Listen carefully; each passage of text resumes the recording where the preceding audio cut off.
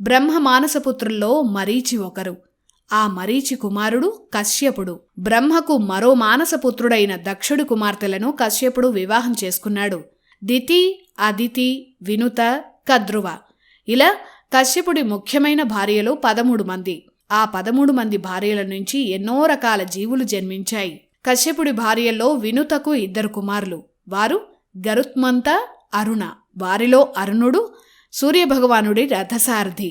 ఆ అరుణుడికి 2 కుమారులు. వారు సంపాతి, జటాయు అనే గ్రద్దలు.